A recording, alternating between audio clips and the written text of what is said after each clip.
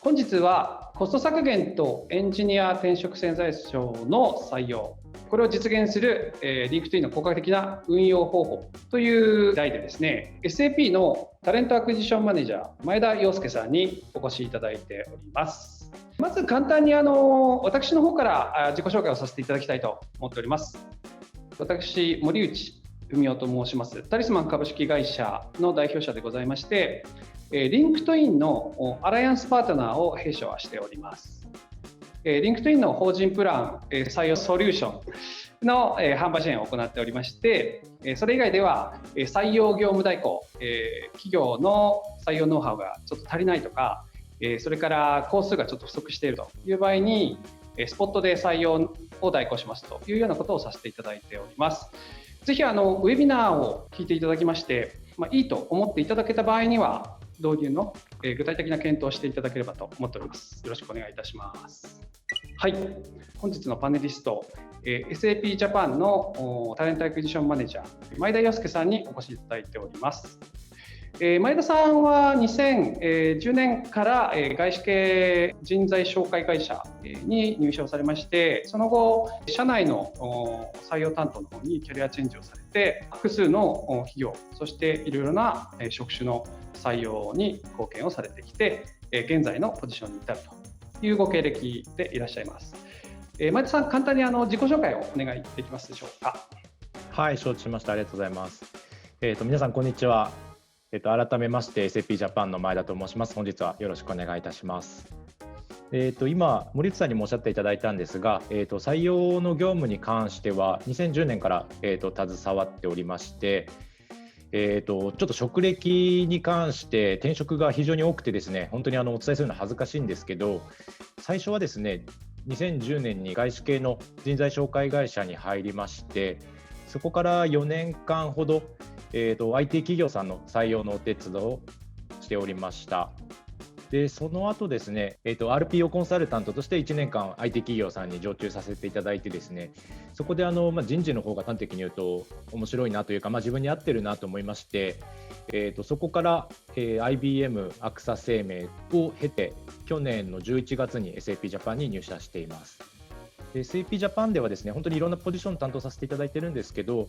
本当にエンジニアから、SAP なので導入コンサルタントみたいな職種であったりとか、もう少し上流の戦略コンサルタントみたいな職種、あとは製品開発であったりとか、さまざまなポジションを担当させていただいています。ありがとうございます。はい、お願いします。よろしくお願いします。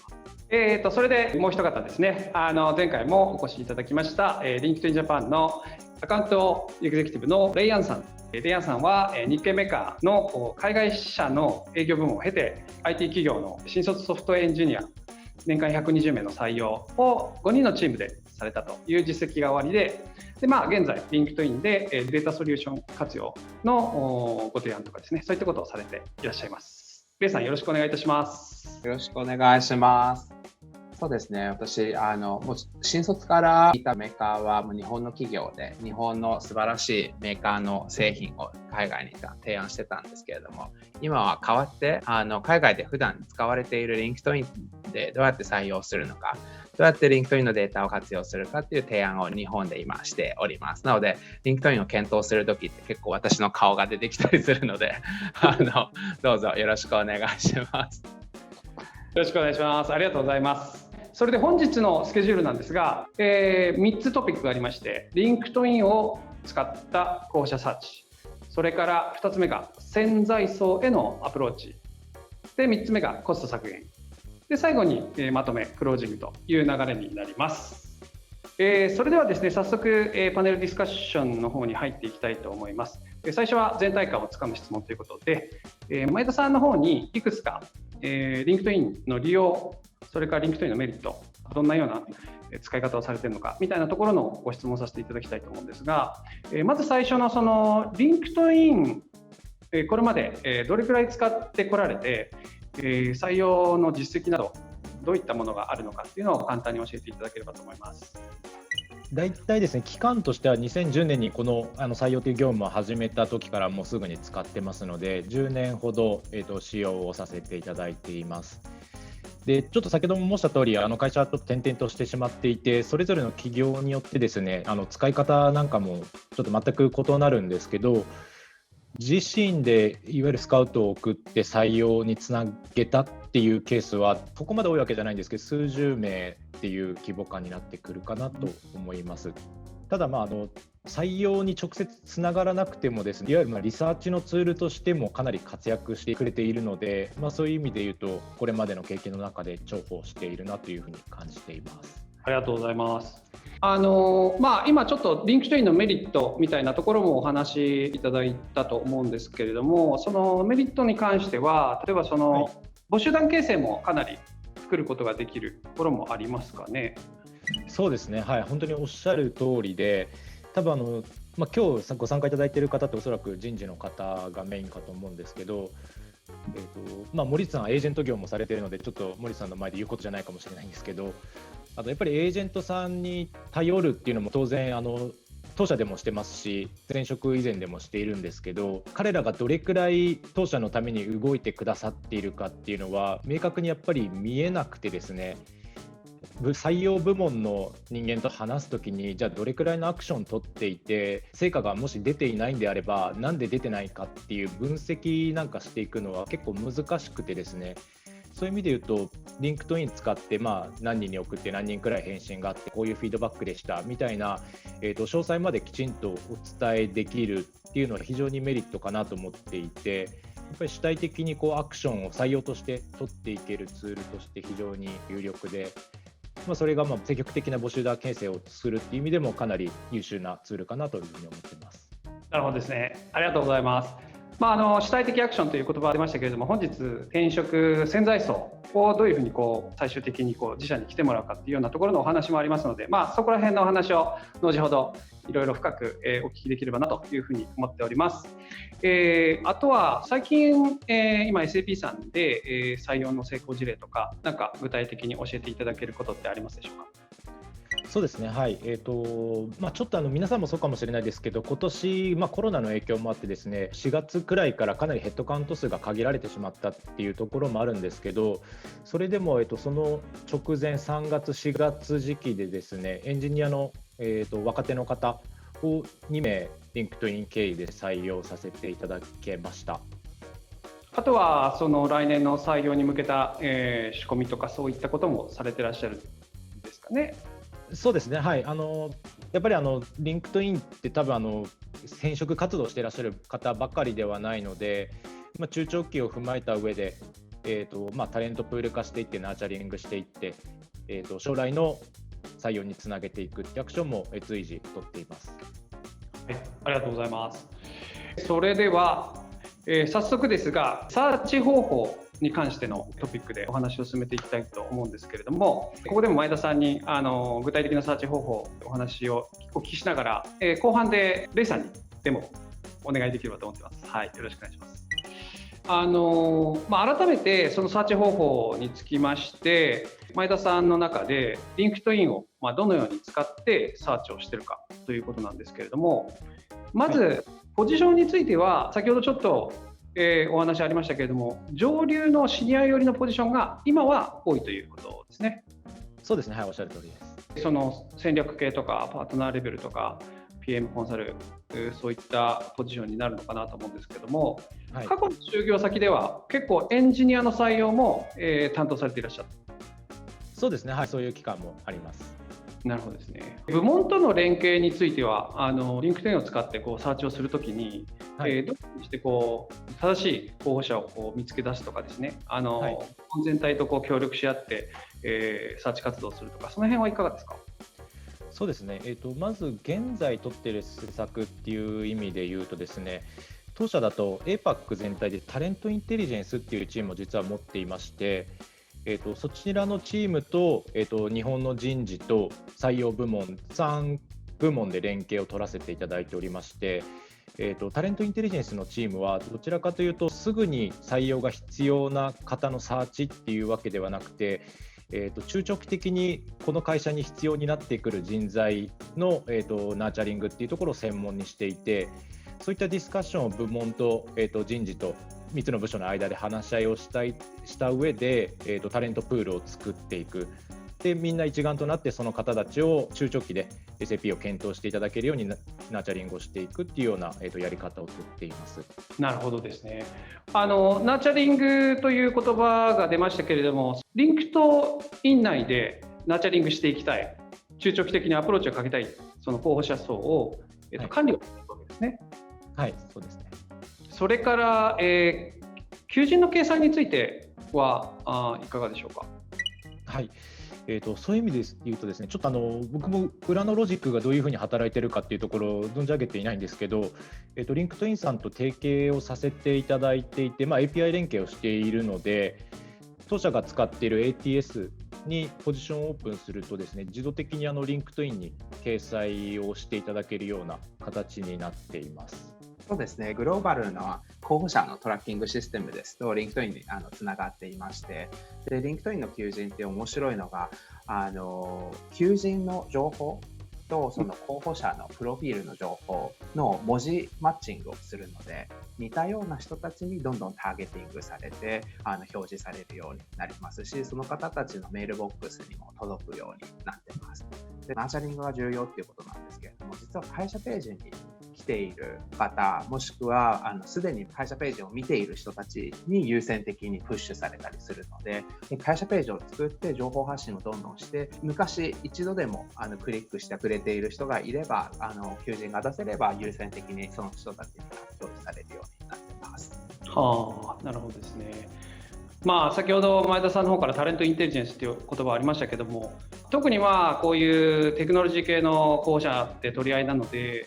流れ的にはその短期的な採用もそうですけど、同時進行で中長期的にコミュニケーションをして、エンゲージメントを高めていってみたいなことが行われているということですね。で、サーチにつきまして、今度ちょっとリンクトイン内の候補者情報データベースの話になるんですけれども、ここからレイさんに具体的なその職種名で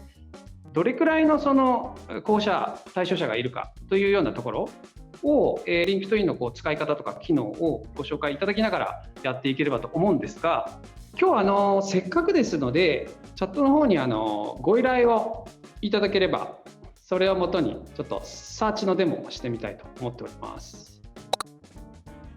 そしたらデータサイエンティストが入ってきてますので、まずはデータサイエンティストから行ってみましょうか。ありがとうございます。リンクトインでは世界で7億人登録されているんですけれども、サーチするときに2つのアングルがあります。一つは、大きくこういう人材ってどこにいるんだろう、でどの会社に何人いるんだろうっていうマクロ見るソリューションがありまして、もう一つはもうスカウトのソリューションなので、一人一人のプロフィールを見るものになりますので、2つともお見せできるようにします。まずは例えばタレントインサイトっていうそのマクロの視点で見た人材のプールをちょっと見てみますね。この会社さんから探したい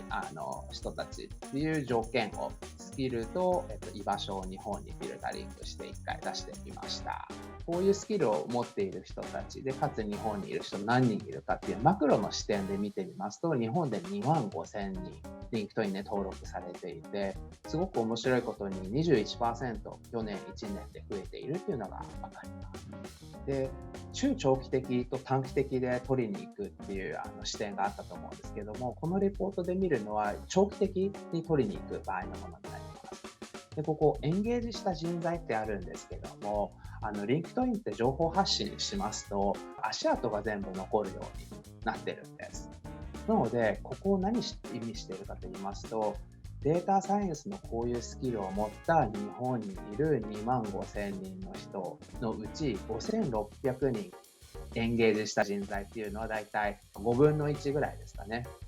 5,000人エンゲージしているっていう数字になります。なので、この会社が情報発信したものに対していいねですとか会社ページに来た人数になります。ですので、中長期的に情報発信していくと、できればターゲットしている人材とエンゲージしている人材がイコールになるようにするのがベストになります。で、これら2万5,000人の中でどこの会社が何人いるのか、中長期的にどの会社の人を取りに行こうか、できれば例えば離職率が大きいところですとか、大きく組織変動されている人、どの会社をターゲットにしようかっていうのを見て戦略を立てていきます。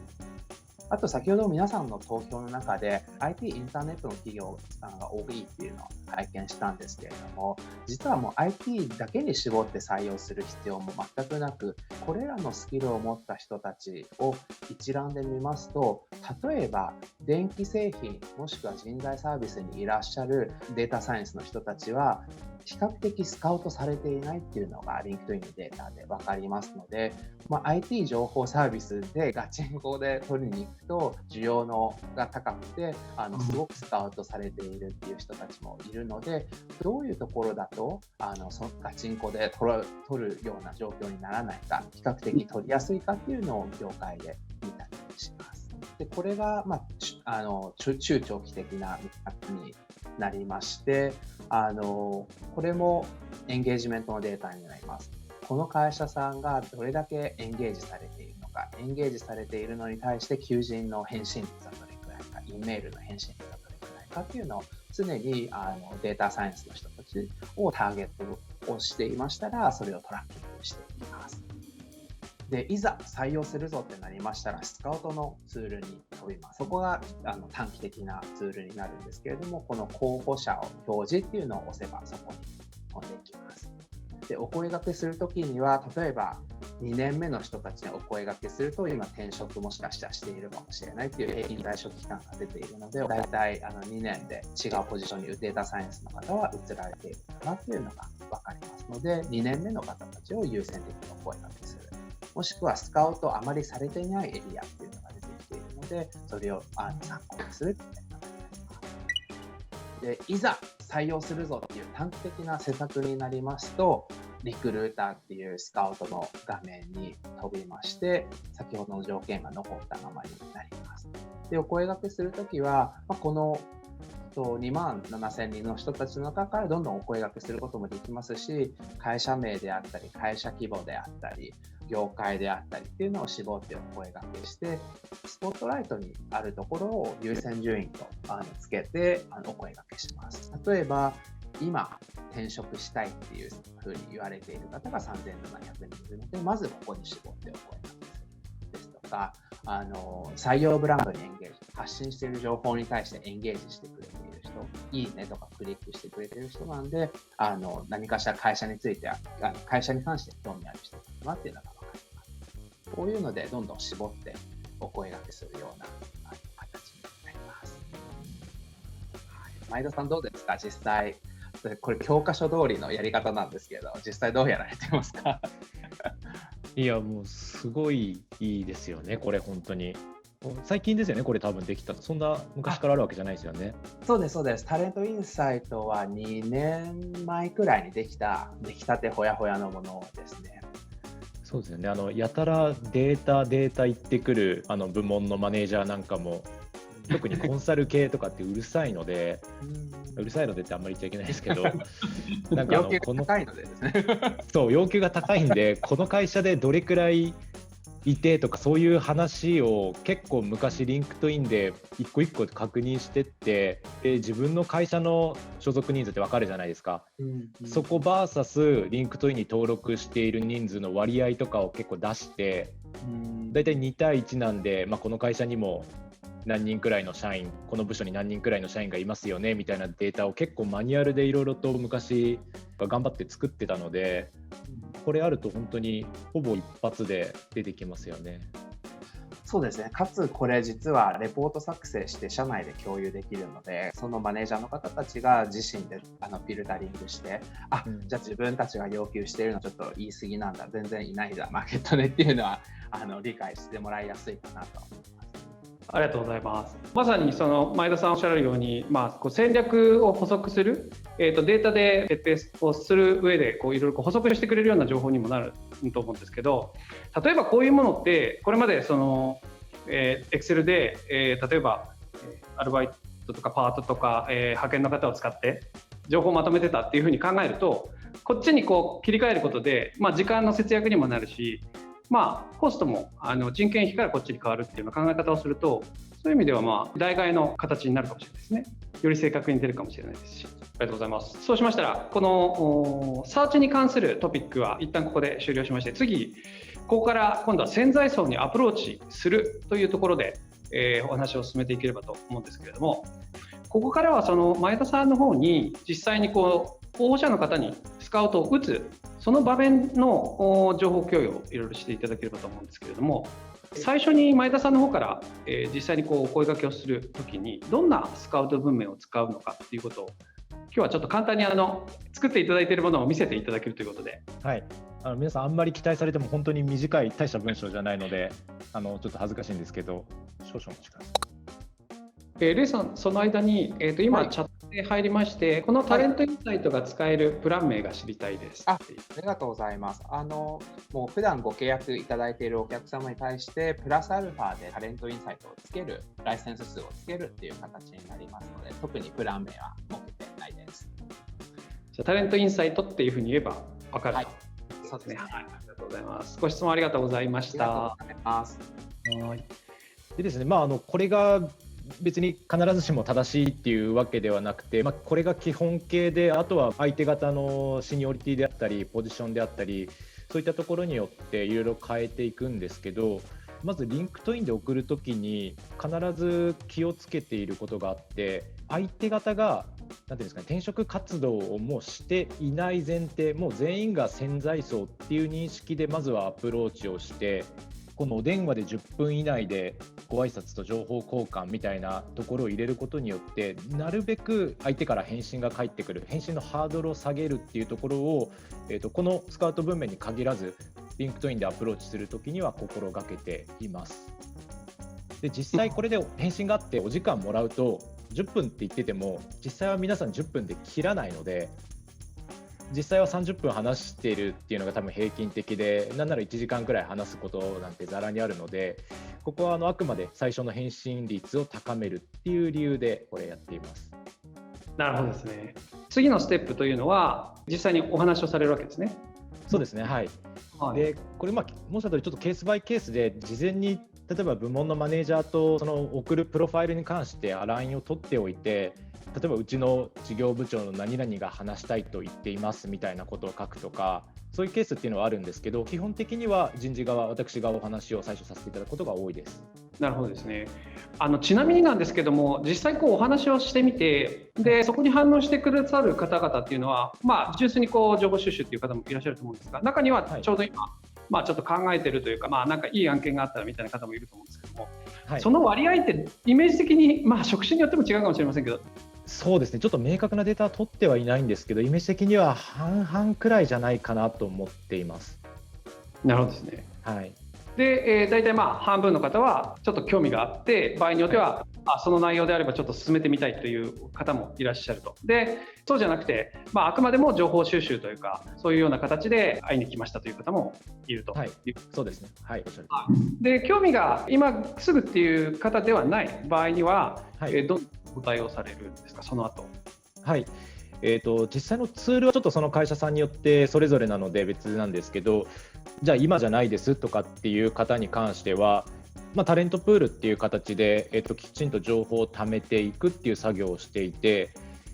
かなりマニュアルなんですけど、実際にもう Excel の中に入れて、3ヶ月後とか、もしくは年始のご挨拶のタイミングとか、日系の企業であれば3末の決算期の後とか、そういうちょっと節目節目で挨拶をするっていうのを自分のですねカレンダーに入れるっていう2作業を行う。もしくは CRM 使っている会社であれば CRM に情報を入れてポップアップが何ヶ月後とかタイミングよく出るように設定しておくっていうような形をして取っています。なるほどですね。ありがとうございます。で、逆に関心のある層ですね。この層に関しては、次のステップっていうことですけれども、そこが今度は部門の例えばトップの方とかハイアリングマネージャーの方とかに出てきてもらうフェーズ。おっしゃる通りです。はい。ここもやっぱり部門によってかなり考え方が、違うので、そこはケースバイケースで変えていかないといけないかなとは常に思ってるんですけど、部門側がすごく協力的でカジュアルな形で話すの OK ですっていう方と、もう昔ながらの面接しかしませんって、これ本当はいけないんですけど、エデュケーションしなきゃいけないんですけど、2パターンやっぱりあって、前者であればちょっと僕人事でそんなに詳しい話までは申し訳ないですけどできないので、よかったら一旦部門のものと、気軽に話してみませんかっていう話で進めることもあれば、私と話をしていただくのをもう起点にしてしまって、興味あれば正式にちょっと進めさせていただきたいので、CV とか送っていただいて正式に応募いただけますかっていうケースもあります。はい。そのような形でナーチャリングをしていくということですけれども、特にその時間がかかる方に関しては、先ほどお話しいただいたような年末年始のご挨拶とか、イベントがあればイベントの情報を流させていただいたりとかっていうようなことで、少しずつエンゲージメントを高めていくというようなことになると思うんですけども、はい、前田さんの中で最長で一番長い期間かかって入社いただいたっていうのはどれぐらいですか？そうですね。2年くらいですかね。なるほどですね。2年24ヶ月ぐらいかけて、ご入社される場合もあるということですね。そうですね。はい。レイさん、ここまで何か補足ございますか？Excel での管理、私びっくりしました。LinkedIn の場合、プロジェクトって普段使われてたりしますか？それとも使いづらいですかね？いや、そんなことなくて、これ言うの忘れてたんですけど、プロジェクトを使える場合はプロジェクトで管理して、アウトルックのリマインダーだけ入れとくんですけど、実は今僕リクルーターライセンス持っていなくて。そうでしたね。グローバルから付与されるのを待ってらっしゃるんですね。そうなんですよ。前職以前ではプロジェクトで管理してっていうやり方をしてたんですけど、今それがないので、LinkedIn で例えばいい方がいらっしゃったら、すごいおすすめしているのがプロジェクトに保存しておいて、でその方たちが今転職シグナルオンにした瞬間にアラートが自動的に出てきますし、その方たちに対して先ほど前田さんがおっしゃってたその定例のご挨拶とか、もしくは例えばエンジニアのミートアップがあるんで来ませんかっていう情報発信っていうのはプロジェクトに保存していければどんどん発信するのがすごく便利ですし、あとハイアリングマネージャーにもシートを渡せると、その方たちがどういう人たちが今パイプラインに入っているのか、今プロジェクトこういうプロジェクトあるんで人探したいんだよねっていう時に直接ハイアリングマネージャーがプロジェクト見に行くっていうフローができたらすごい便利かなと思います。なるほどですね。その辺の一元管理ができるのは、Excel よりずっといいですよね。そうですね。付与されたらぜひプロジェクト。そうですね。今年散々言われたんで、特にコロナがあってヘッドカウントがフリーズしちゃってた時期が多分どの会社さんでもあったかと思うんですけど、なんか結局じゃあその間何してたのみたいな話になって、何かパッと出せるものがないとなんかサボってたみたいに別にそれは見られてもいいんですけど、やっぱりその時見せるものリストとして持っておくっていうのは重要かもしれないですね。はい、ありがとうございます。潜在層の面談面接への進め方というようなところのお話を今お伺いして、で、そうですね、最後のトピック、コスト削減、ここについて、少しお話をお聞きできればと思います。前田さん、これまでのご経験からコスト削減のトピックで情報共有いただけることはございますでしょうか？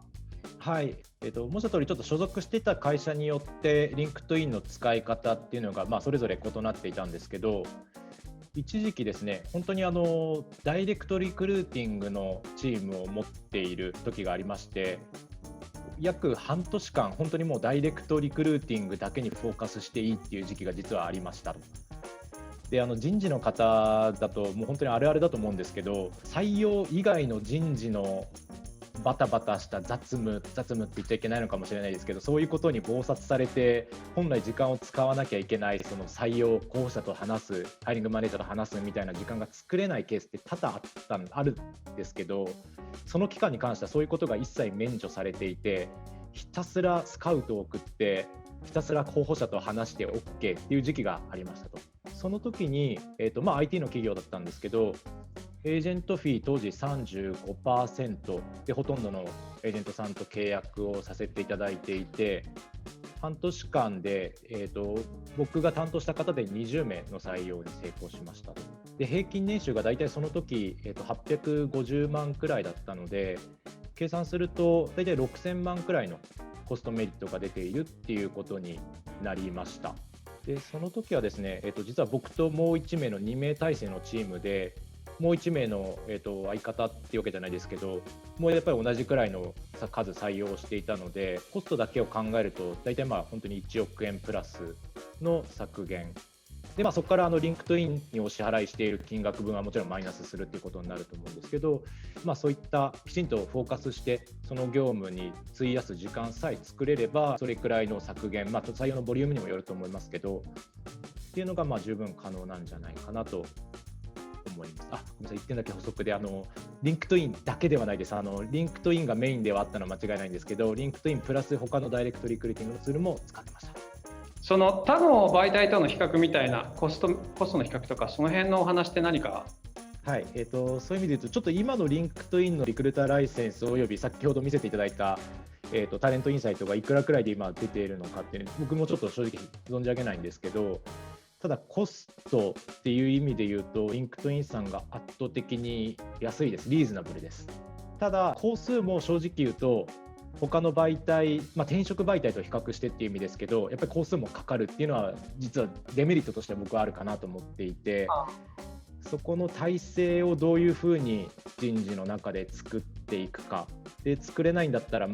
森田さんとこの RPO みたいな方にお願いをしてそこを無理やり作っていくのかみたいな、そこの体制作りのところの方が重要かなと思ってます。ありがとうございます。そうですね、ぜひスポットで何かご入り用があればよろしくお願いいたしますということで、はい、レイさんの方からここの点について補足何かございますでしょうか？そうですね、ダイレクトリクルーティングの大きなメリットっていうのは、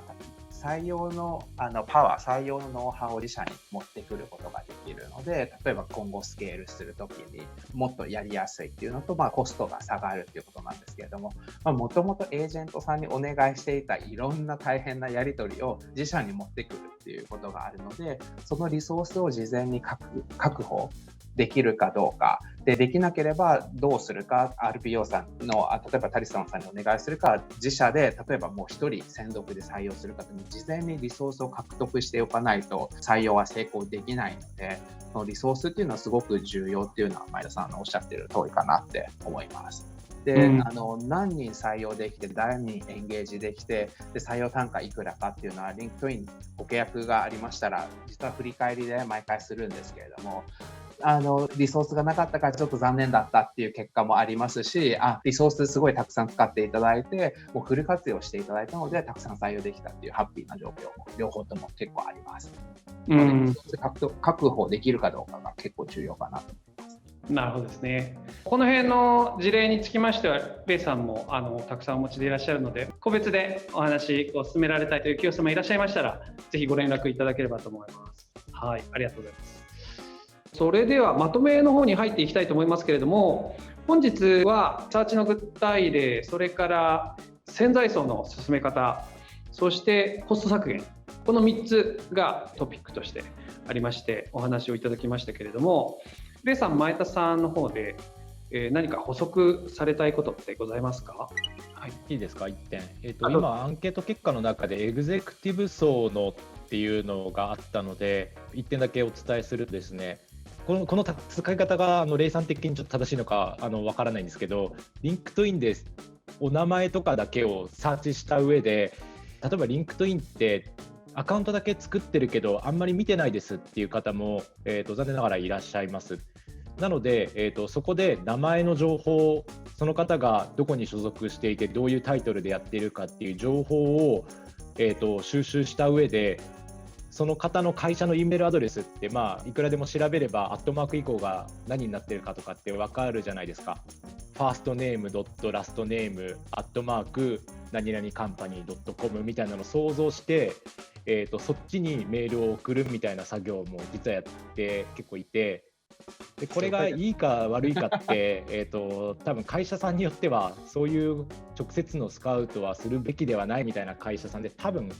あると思うので、できるかできないかは分かんないですけど、なので文面も積極的にうちの会社に来ませんかではなくて、あくまでちょっと情報交換させていただけませんかで、同じ業界にいますしみたいな形でアプローチをしていくっていうのを特にエグゼクティブ層、上位層に関しては意識してやってたりします。すごいですね。そうですね。ヘッドハンティング的なアプローチですね。はい、ありがとうございます。レイさんの方は何か、お話ですか？ありがとうございます。あれですね、先ほど実例おっしゃってたので、ちょっとデータを簡単にご共有させていただきます。やはり人が動かないといけないっていうのが本当に目でわかるようなデータなので、ちょっとご共有します。これ、LinkedIn にご契約いただきましたら、全部データが残るようになってまして、で、四半期に一度振り返りをさせていただいてます。で、この会社がさっきちょっと残念だった会社さんになります。これどういうデータかと言いますと、これ IT インターネット業界で従業員100人以下の会社さんで、過去12ヶ月で14人、LinkedIn のメンバーがこの会社に入社したっていうのがプロフィール情報で取れました、自動に。そのうち7人が入社する前に LinkedIn の会社ページを見てくれている、もしくは求人に応募しているキャリアページを見ている人たちになります。そのうち2人は直採用できただろうってされている人です。で、この2人はどうやって分かったかと言いますと、求人に応募してから入社した、もしくはリクルーターとやり取りして入社された方の2人になります。で、この会社さん、LinkedIn に投資額がだいたい300万円ぐらいでリクルーター1名だったんですけれども、結局はエンゲージしたもののエージェントさんから入ってきちゃったんですね。なので直接採用できたのが2人になるので、だいたい採用単価が123万円ぐらいになっちゃうんですけれども、同じく1人でやって時間を割いてやった場合、この会社も200人以下で、かつリクルーターも1名で投資金額も300名なんですけれども、入社した24人のうち16名はもう事前にエンゲージできて、6名が直採用できた。そしたらもう直採用のその採用単価がガクンって落ちるんですね。なので、やはりここはコントロールできないかもしれないんですけど、エンゲージできた人、足跡が残っている人たちがどんどんいい人がいないかって見てお声掛けすれば、ここがすごい高い割合で直採用できるっていうことなので、やはりもう事前にリソースを獲得して情報発信してエンゲージした人にはどんどんお声掛けするっていう体制を作っておけば、どんどん採用する単価を低くすることもできますし、フォロワーを増やしてここから採用したらどんどんまた返信率が高くなるので、やっていく必要があるかなと思います。なので手間がちょっとかかるんですけれども、手間をかけたらちゃんと結果は出るようなものになってます。ありがとうございます。それではお時間ですので、本日も締めさせていただければと思いますけれども、レイさんの方からは LinkedIn のその機能であるとか具体例みたいなものをお話しいただきました。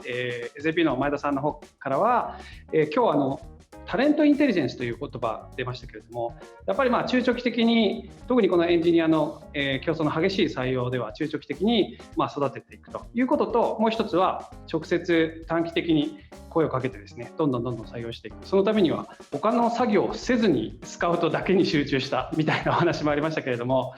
そういうようなことが一つのヒントになるのかなというふうに感じました。ありがとうございます。で、次回はですね、また来月または再来月にこちらのウェビナーを違うパネリストの方をお呼びして開催させていただければと思っております。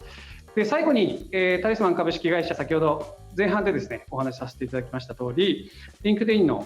アライアンスパートナーとして、LinkedIn の法人プラン採用ソリューションの、販売を行っております。またスポットでですね採用業務代行も行っております。で、たくさん本当にお問い合わせいただいておりまして、ぜひですねまたこのウェビナーを見ていただいて、もう少し知りたいなっていう人事の方もいらっしゃるのかなと思うんですが、詳しくご説明をさせていただきますので、ぜひそのご説明を聞いていただいて、購入されるかどうかご検討いただければと思っております。はい、それでは本日は SAP の前田様とLinkedIn のレイ様にお話をお伺いしました。ありがとうございました。